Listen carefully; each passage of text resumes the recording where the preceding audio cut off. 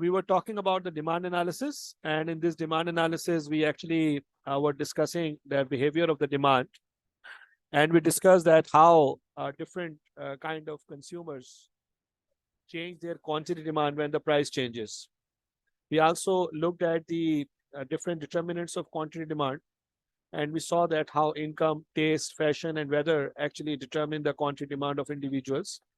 Now, basically, we are talking about consumer surplus. As you remember, we were discussing in the class that by the consumer surplus, we mean the extra value that you get from the purchase of the goods, the extra value over the price that you pay. Like, say, for example, there are so many situations in which you are basically paying for something actually like less than the value you give it to. बहुत सारी चीज़ों को आप ज़्यादा value करते हैं, लेकिन ये कि उसके आप प्राइसेस कम पे कर रहे होते हैं. जिस तरह मिसाल के तौर पर अगर आपसे कहा जाए कि आपके जो पसंदीदा राइटर है उसकी किताब के लिए आप कितने पे कर सकते हैं, तो अगर वो आपको राइटर बहुत पसंद है और आपको उसकी राइटर की बात बहुत ज़्यादा समझ में आती है, तो maybe you will be able to pay और you will be willing to pay, I am sorry, very high amount. लेकिन ये कि अगर आपको उससे कम अमाउंट मिलता है तो what ever the extra like value you get, this is called your consumer surplus. So according to the basic definition, the value of customers get from a good but do not have to pay for. So consumer surplus will prove particularly useful in marketing and other disciplines, emphasizing strategies like value pricing and price discrimination. मैंने आपसे बताया था कि बहुत सारी जो services हैं और जो गुड्स हैं उनमें जो प्रोड्यूसर्स हैं वो प्राइस डिस्क्रिमिनेशन करते हैं. And this price discrimination happens according to the value we give to the different kind of aspects of the product. Like, say, for example, if you remember, we were talking about the airplane journey. Like, if you are traveling on a plane, that plane actually is going from Karachi to Lahore. Its destination is Lahore. But in the same plane, like, you find different people paying different price for the ticket. Some people are traveling into the business class, some are traveling into economy plus, and some are traveling in the economy. And similarly, the same thing happens at trains. Similarly, same thing happens with all other services. Like, say, for example, अगर आपने mobile service ली हुई है, so everybody is not getting the same kind of package, and everybody is not getting the same kind of service, or they are not paying the same. So generally, Arusa, your camera is on. Please turn it off. Okay. So generally, like the consumers actually pay according to their value they give to. Like, say, for example, if you are willing to pay like for the comfort, you generally pay a lot to the company. Like, say, for example, the people who travel on the business class, in the business class, they actually value comfort more than the people actually in the economy class. So the consumer surplus basically is used by these companies to charge different price from the different people. Like, this was the example we discussed in a class as well, that how should we measure the digital economy. Like, suppose we make you an offer, you give up access to Google search for 1 month, and we pay you $10. Obviously, there will be so many students from you that actually said we are not interested in giving up the Google search for $10 because we think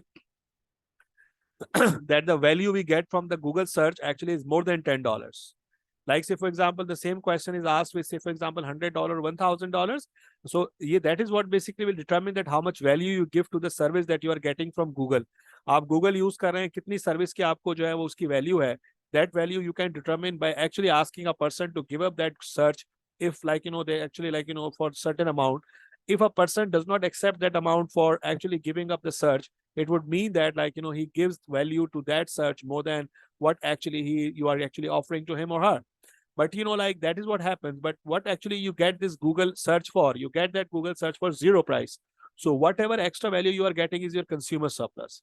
So what would we need to pay for you to forego access to Wikipedia? अभी आप देखें recently Pakistan में जो है Wikipedia जो है वो उसको बैन कर दिया था. Wikipedia is a very, very important source, and it is a very big and very inclusive and comprehensive kind of encyclopedia. So actually that reduces the value that you get. Like, say, for example, if you are searching for certain articles, certain resources, certain knowledge, that actually the Wikipedia help you get that knowledge very easily and very quickly. So, but if you get, like, say, for example, if you are offered to forego to access the Wikipedia, जाहिर है कि आप interested नहीं होंगे क्योंकि आप उसको value देते हैं. आपके लिए वैल्यू उसकी $10, $20, $100, $1000 हो सकती है, depending on your use. So your answer can help us understand the value of the digital economy, that how much value it actually gives. तो compare encyclopedia Britannica and Wikipedia. आपको, आप लोगों ने नहीं देखा हो शायद, या पता नहीं आप में से किसी लोगों के, आपके जो, अगर कोई आपके एल्डर्स ने कभी रखा हो अपने घर में इंसाइक्लोपीडिया, तो वो जो इंसाइक्लोपीडिया पहले जमाने में आता था वो पब्लिश्ड फॉर्म में आता था। बहुत बड़ी बड़ी बुक्स होती थी, पूरे पूरे कमरे जो हैं उसमें इंसाइक्लोपीडिया रखा होता था, और वो इंसाइक्लोपीडिया को एक्सेस करना जाहिर है एक काम होता था और बहुत एक्सपेंसिव होता था। वो जाहिर है कि इतनी बड़ी बड़ी पब्लिकेशंस होती थी, वो 40-40 जिल्दों पे, 25-25 जिल्दों पे एडिशंस उनके होते थे, जो कि उनके वॉल्यूम्स होते थे जिनके ऊपर जो है ये होता था, और जाहिर है वो इतनी जल्दी अपडेट भी नहीं होता था। तो विकिपीडिया जबकि फ्री सर्विस है और इसके पास और बहुत ज्यादा आर्टिकल्स हैं बनिस्बत उस ब्रिटानिका इंसाइक्लोपीडिया के, जो कि किसी जमाने में लोग जो हैं वो हार्ड फॉर्म में रखते थे। और measured by consumer spending, the industry is shrinking. अब जाहिर है कि जब से 2012 से कोई भी इंसाइक्लोपीडिया प्रिंट नहीं हुआ, क्योंकि ऑनलाइन जब मौजूद होता है तो लोग जाहिर है इतने बड़े इंसाइक्लोपीडिया को खरीदते नहीं है, और ना ही उनको एक्सेस करने के लिए उनके पास टाइम है, ना जगह है, और ना ही जो है वो इतने रिसोर्सेज हैं। But measured by benefits consumers have never been better off. जाहिर है जो विकीपीडिया है वो उससे कहीं ज्यादा कॉम्प्रिहेंसिव है। जिस तरह वो किताबों में जो अपडेट होने में बहुत टाइम लगता था, लेकिन Wikipedia is being updated every day. A research found that median value that the US consumers place on Wikipedia is about $150 a year, but the cost is $0. अगर इसको आप ट्रांसलेट करें रफली तो $42 billion in consumer surplus that is not reflected in the US GDP. तो जाहिर है कि लोग $0 दे रहे हैं, लेकिन वो वैल्यू कितनी कर रहे हैं उसको, $150 पर ईयर। तो जाहिर है कि इसके हिसाब से जो है $42 बिलियन का जो है वो ट्रेड सरप्लस है, कंज्यूमर सरप्लस है, सॉरी। तो मैं आपको ये बताऊं कि देखिए कंज्यूमर सरप्लस जो है एक्चुअली डिफरेंस होता है, what are you actually like willing to pay, and what are you paying, say for example, like say for example, you are willing to pay maximum this price, but you are, say for example, paying this price. So this particular area is your consumer surplus. All right, so if you are paying this price P1, so this whole area will become your consumer surplus. So this is the this is the area. The consumer surplus is measured as the area below the demand curve and above the price line. या आप note कर सकते हैं कि जो consumer surplus है, consumer surplus is the area below the demand curve and above the price line.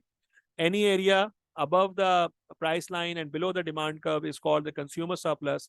आप यहाँ पर देखें कि इस पॉइंट पे कंज्यूमर सरप्लस कम है और इस पॉइंट पे कंज्यूमर सरप्लस ज्यादा है, क्योंकि यहाँ पे आपकी मैक्सिमम विलिंगनेस टू पे ये है और आप पे ये कर रहे हैं, और यहाँ पे मैक्सिमम विलिंगनेस टू पे ये है और आप ये पे कर रहे हैं। तो as the price falls your consumer surplus spreads, your consumer surplus increases. Okay, तो कंज्यूमर सरप्लस जो है वो आपको पता होना चाहिए। अब आगे जाके हम इसकी कैलकुलेशन को भी देखेंगे कि कैसे इसको कैलकुलेट किया जाता है। अगर आप वैसे कैलकुलेट करना चाहें तो आपको ये बात पता है कि एरिया ऑफ द ट्राइंगल का फॉर्मूला जो होता है, एरिया ऑफ द ट्राइंगल का मतलब क्या होता है, half of multiply by base into perpendicular.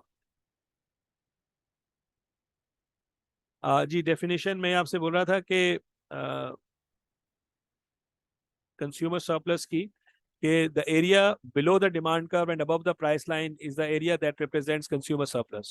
Area under the demand curve but like above the price line.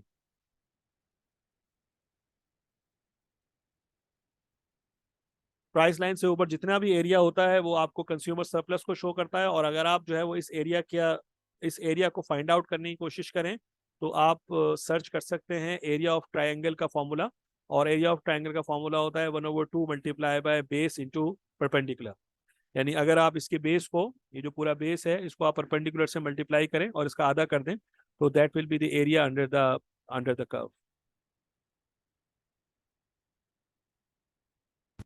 अच्छा, एक दूसरा बिहेवियर है जो मार्केट में प्रेजेंट होता है, और हम लोग बात कर रहे हैं कि दो मुख्तलिफ किस्म के बिहेवियर्स की। आपको पता है कि मार्केट में अगर कोई बायर होता है तो उसका एक सेलर भी होता है, और जो सेलर होता है वो जाहिर है मार्केट में गुड्स को सप्लाई कर रहा होता है। जिस तरह कंज्यूमर्स मार्केट में गुड्स को डिमांड करते हैं, इसी तरह प्रोड्यूसर्स मार्केट में गुड्स को सप्लाई करते हैं। यही वो सप्लाई डिमांड मैकेनिज्म है जिसके जरिए लोगों की ज़रूरियात पूरी होती है। जिस तरह मिसाल के तौर पर अगर आपको किताबें खरीदना हो तो आप किताबें खरीदने वाले हैं, आप ऐसे लोगों को ढूंढेंगे जो किताबें बेचने वाले हैं। आपने गाड़ी खरीदनी हो तो आप गाड़ी खरीदने वाले हैं और आप ऐसे लोगों को ढूंढेंगे जो गाड़ी बेचने वाले हैं। इसी तरीके से आप कपड़े खरीदने वाले हैं तो आप ऐसे लोगों को ढूंढेंगे जो कपड़े बेचने वाले हैं। तो ये जो बेचने वाले हैं ये सप्लायर हैं, आप जो हैं वो डिमांडर हैं। मिसाल के तौर पर अगर आप कपड़े खरीदना चाहते हैं तो आप डिमांडर हैं और कपड़े बेचने वाले सप्लायर हैं। अगर आप खाना खरीदना चाहते हैं तो आप खाने के डिमांडर्स हैं और खाना प्रोवाइड करने वाले आपके जो हैं वो सप्लायर हैं। तो जो सप्लायर जो डिमांडर है, जाहिर है उसका जो बिहेवियर हमने स्टडी किया कि वो कैसा बिहेव करता है जब किसी चीज के प्राइसेस चेंज होते हैं। आपको हमने देखा, और ये बात हमारा एक कॉमन सेंस है, कि keeping other factors constant, if price of any commodity increases it's quantity demanded decreases. And why quantity demanded decreases, इसके बहुत सारे रीजंस हैं। अभी फिलहाल हम जो है वो इसके बहुत ही जो है वो अपेरेंट रीजंस पे बात कर रहे हैं। लेकिन जब आप कोई चीज खरीद रहे होते हैं तो आपके पास जब किसी चीज की कीमत गिरती है तो आपके पास दो किस्म के इफेक्ट्स आते हैं। एक कहलाता है सब्स्टिट्यूशन इफेक्ट और एक कहलाता है इनकम इफेक्ट। तो जो सब्स्टिट्यूशन इफेक्ट होता है वो इफेक्ट होता है जिसके अंदर आप करते क्या है कि अगर मिसाल के तौर पर किसी चीज की कीमत बढ़ गई है, मिसाल के तौर पर पेट्रोल की कीमत बढ़ गई है, तो आप किसी ऑल्टरनेट फ्यूल पे चले जाएंगे, सब्स्टिट्यूट पे चले जाएंगे। सब्स्टिट्यूशन कहलाती है ये। जब एक चीज महंगी होती है तो उसका अगर सब्स्टिट्यूट सस्ता हो तो लोग सब्स्टिट्यूट पे चले जाते हैं। जिस तरह आजकल आप देखें कि महंगाई जो है वो चारों तरफ बढ़ रही है और हर कोई जो है वो महंगाई से परेशान है, तो हर कोई जो है वो चीपर सब्स्टिट्यूट्स तलाश कर रहा है। और इन चीपर सब्स्टिट्यूट तलाश, अगर वो चीपर उसको सब्स्टिट्यूट मिल जाए तो उस पर स्विच कर जाता है। इस तरह इसीलिए किसी भी चीज़ की प्राइस बढ़ते हैं तो उसकी डिमांड कम हो जाती है। इसी तरीके से एक और इफेक्ट आता है कि डिमांड क्यों गिरती है, वो है इनकम इफेक्ट। कि जब किसी चीज़ की कीमत बढ़ती है, जिस तरह मिसाल के तौर पर अभी आप देखें पेट्रोल जो है वो उसकी कीमत 250 रुपए से लेके 272 रुपए हो गई। अब पहले मिसाल के तौर पर आपने 10,000 रुपए रखे होते थे पेट्रोल के लिए, आप 10,000 में जाहिर है उसको डिवाइड करते थे 250 से, 220 से, 210 से, तो आप जो है वो पेट्रोल खरीद लेते। अब आपको पेट्रोल खरीदने के लिए कितने चाहिए होंगे?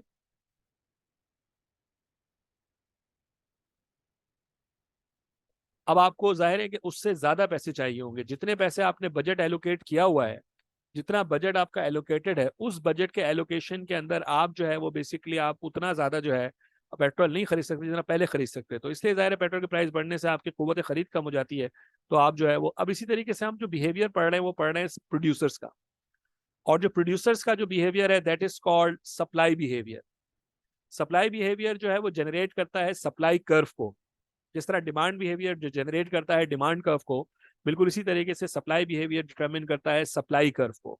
ये सप्लाई कर्व होता क्या है? देखें, सप्लाई कर्व अगर आप इसकी बेसिक डेफिनेशन देखें तो पहला जो पॉइंट है कि the supply curve shows the quantities that producers are willing to supply at different prices.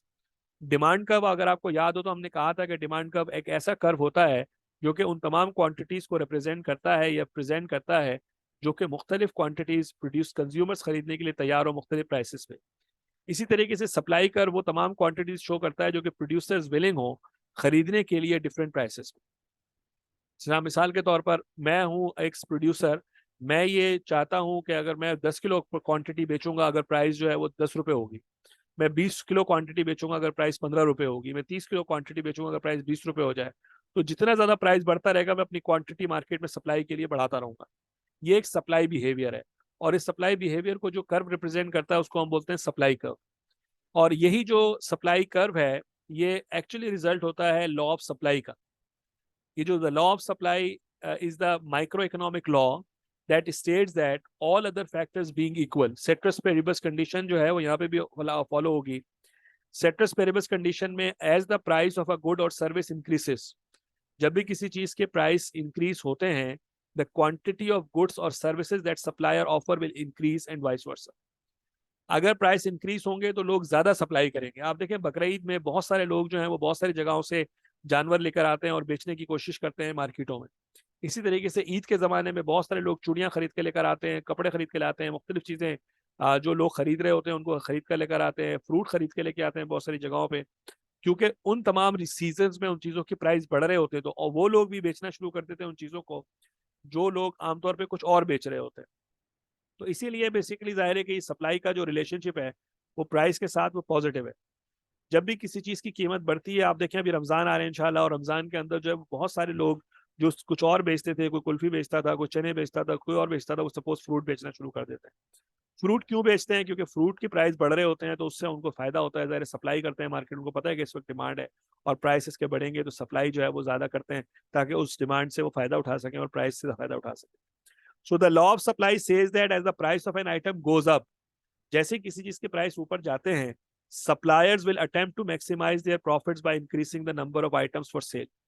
तो मिसाल के तौर पर आप अपने OLX पे गाड़ी बेचना चाहते हैं, आप जाहिर है ज्यादा लोग गाड़ी बेचेंगे अगर लगाएंगे OLX पे, अगर गाड़ियों के प्राइसेस बढ़ रहे होंगे, और कम लोग लगाएंगे अगर गाड़ियों के प्राइसेस जो है वो जाहिर है कम हो रहे होंगे। तो ये सप्लाई कर्व आपके सामने मौजूद है कि आप ये देख सकते हैं कि यहाँ पर जो सप्लाई कर्व है, ये देखें, ये है आपके पास P1 और ये है आपके पास Q1। जो प्रोड्यूसर है, he is willing to supply this much at, sorry, he is willing to supply this quantity at this price. अगर उसके प्राइस बढ़ जाएं, यहां पे आप ये देख सकते हैं कि P2 is greater than P1, तो according to law of supply क्या होगा, Q1 से बढ़कर आपकी क्वांटिटी हो जाएगी Q2। तो now you are Q2 is greater than Q1। तो ये एक्चुअली जो है वो यहाँ पर ये बिहेवियर है कि अगर आपके कीपिंग अदर फैक्टर्स कांस्टेंट, अगर किसी चीज के प्राइस बढ़ेंगे तो उसकी क्वांटिटी सप्लाइड बढ़ेगी। और ये बहुत एक नेचुरल किस्म का रिएक्शन होता है सप्लायर्स की तरफ से कि suppliers basically respond positively to the changes in price, whereas the consumers respond negatively to the changes in price. Like say for example, अगर प्राइस बढ़ते हैं तो आप डिमांड कम करेंगे, प्राइस कम होते हैं तो आप डिमांड ज्यादा करेंगे। लेकिन प्रोड्यूसर्स और के जो क्वांटिटी है जो वो सप्लाई करते हैं और जो प्राइस है मार्केट में, उसका डायरेक्ट रिलेशनशिप है। और ये डायरेक्ट रिलेशनशिप आप समझ सकते हैं, जाहिर है, क्योंकि आपको पता है कि लोग ज्यादा बेचने की कोशिश करते हैं चीजों को जब जो है वो प्राइस ज्यादा हो। तो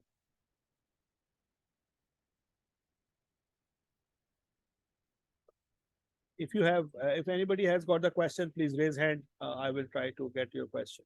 Okay.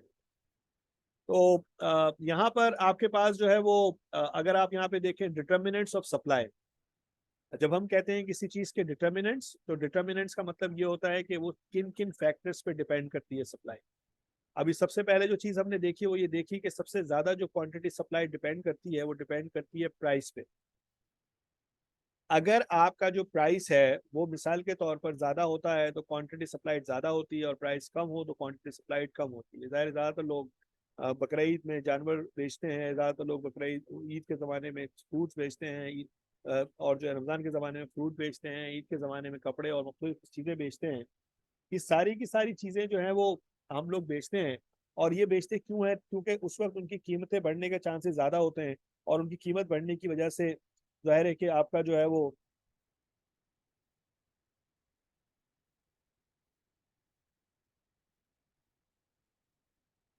तो जाहिर है कि इसके अंदर होता क्या है कि आपके पास इनपुट प्राइसेस जो है वो, जाहिर प्राइसेस जो है जो वो चेंज होते हैं, तो उससे आपकी क्वांटिटी जो है वो चेंज होती है।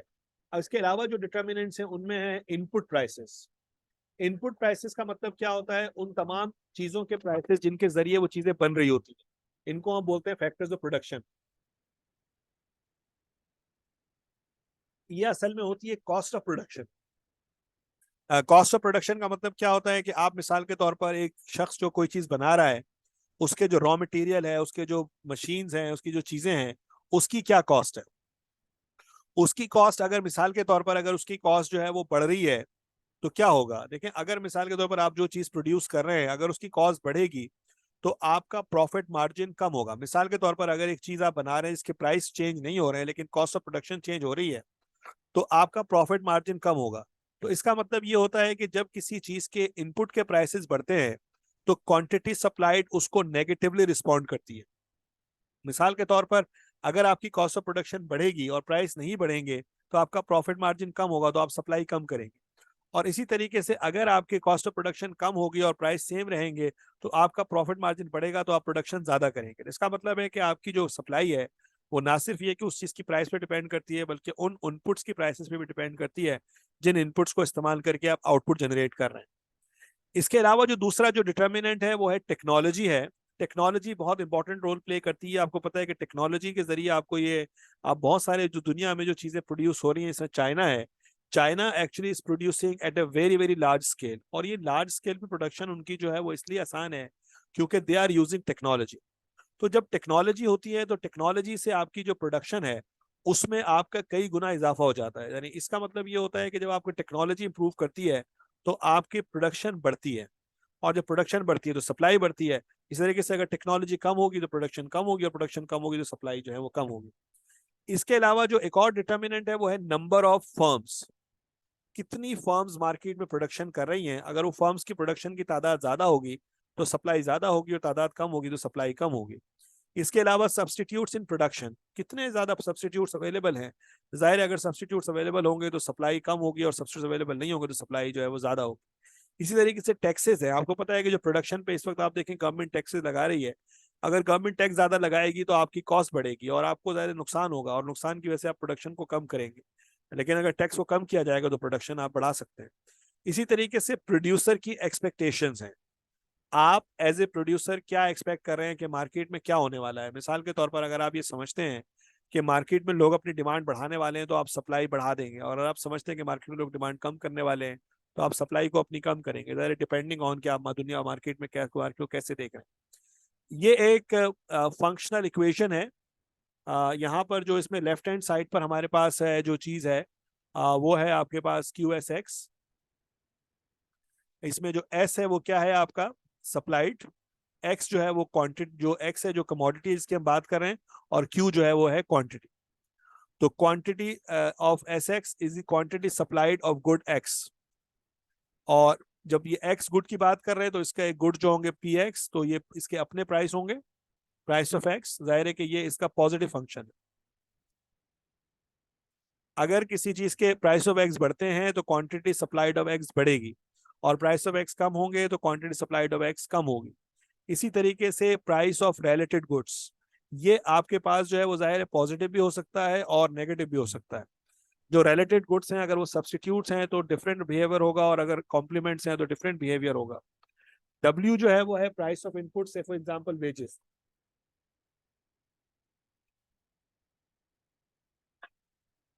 अगर वेजेस जो हैं वो बढ़ेंगी तो आपकी कॉस्ट ऑफ प्रोडक्शन कम होगी, सॉरी क्वांटिटी सप्लाइड कम होगी, क्योंकि वेजेस बढ़ने का मतलब है कि कॉस्ट ऑफ प्रोडक्शन कम हो गई। और अगर आपकी जो है वो वेजेस जो है वो बढ़ेंगी तो कॉस्ट ऑफ सप्लाई कम होगी, और वेजेस कम होंगी तो क्वांटिटी सप्लाइड ज्यादा होगी। तो इसके अलावा बहुत सारे फैक्टर्स हैं जिनको हमने हेच में डाला हुआ है। ये बहुत सारे वो फैक्टर्स हैं जो कि पॉजिटिवली या नेगेटिवली क्वांटिटी सप्लाइड को अफेक्ट करते हैं।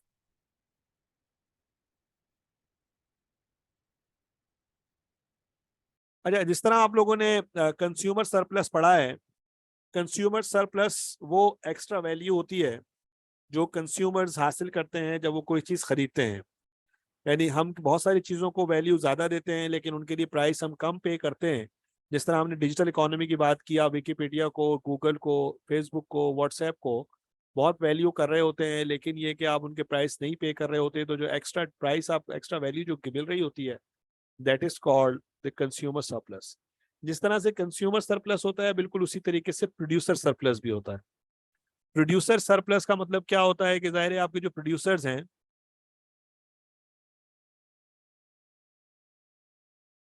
ये जो प्रोड्यूसर सरप्लस है ये डिफरेंस है between how much a person would be willing to accept for a given quantity of goods versus how much they can receive by selling the goods at the market price.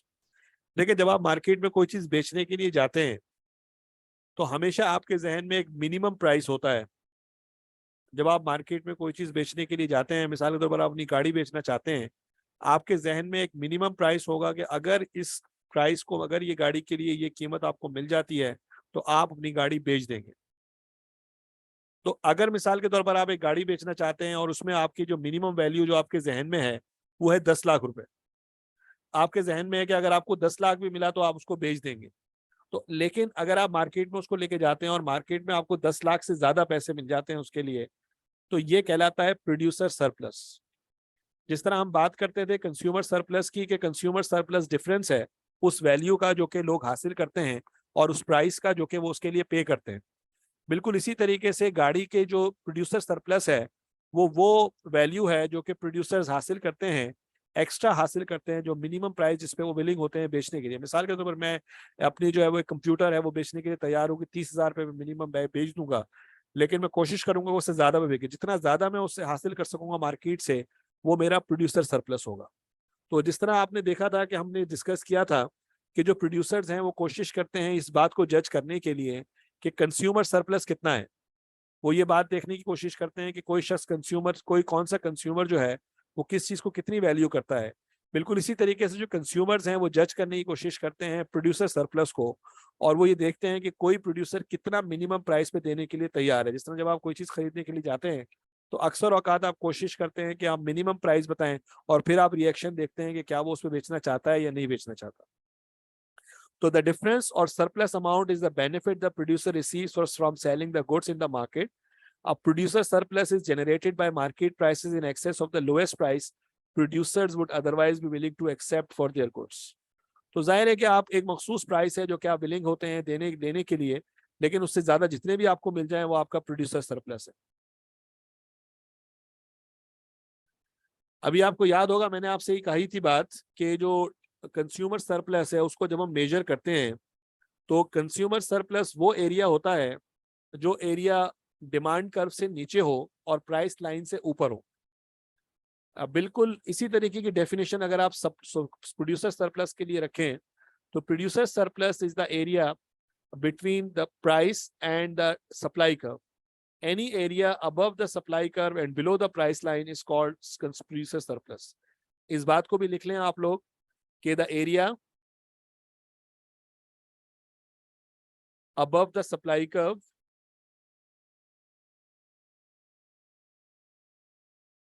and below the price line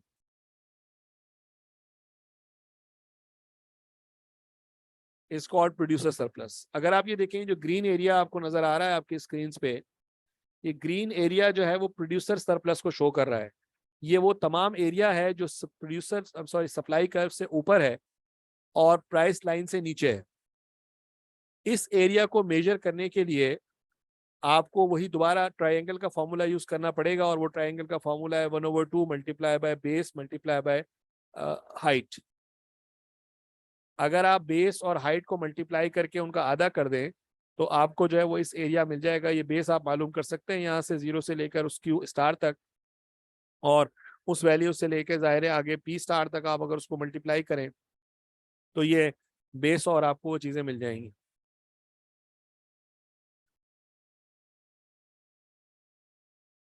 अच्छा, अब ये जब हम पढ़ चुके हैं दायरे consumer surplus, producer surplus, demand curve और सप्लाई कर्व, अब हम ये देखना चाहते हैं कि मार्केट में एक्विलिब्रियम कब आएगा। देखिए मार्केट में दो लोगों के दरमियान लड़ाई हो रही होती है, एक प्रोड्यूसर्स हैं और एक कंज्यूमर्स हैं। कंज्यूमर्स के जो इंटरेस्ट होते हैं वो प्रोड्यूसर्स के ऑपोजिट होते हैं, और जो प्रोड्यूसर्स के इंटरेस्ट होते हैं वो कंज्यूमर्स के ऑपोजिट होते हैं। मिसाल के तौर पर आप एज ए कंज्यूमर चाहते हैं कि किसी चीज के कम से कम प्राइस दें, और एज ए प्रोड्यूसर आप चाहते हैं कि किसी चीज के ज्यादा से ज्यादा प्राइस लें। तो हमने ये पहले भी बात डिस्कस की है कि मार्केट में जो है वो कौन विन करता है। मार्केट में आमतौर पर जनरली विन करने की सिचुएशन ये होती है कि जिसके पास मार्केट में पावर हो, जो मार्केट में कम तादाद में हो। मिसाल के तौर पर अगर बायर्स कम है तो बायर्स डिक्टेट करते हैं टर्म्स को, सेलर्स कम है तो सेलर्स डिक्टेट करते हैं। लेकिन अगर दोनों बहुत ज्यादा हो तो कोई भी जो है वो मार्केट के आउटकम को इन्फ्लुएंस नहीं कर सकता। If we believe that market is a well functioning market, we will reach sometimes to the point where demand equals supply. हमें वो पॉइंट देखना पड़ेगा जहां पे डिमांड और सप्लाई जो है वो एक दूसरे के इक्वल हो जाए। समझ आ रही बात आपको? अच्छा, ये लास्ट मिनट रह गया है हमारा, मैं इसको बंद कर रहा हूँ और उसके बाद दोबारा मैं I will turn that on. तो आप लोग प्लीज दोबारा उसी लिंक से लॉग इन हो जाएं जिस लिंक से आप पहली दफा लॉग इन हुए थे।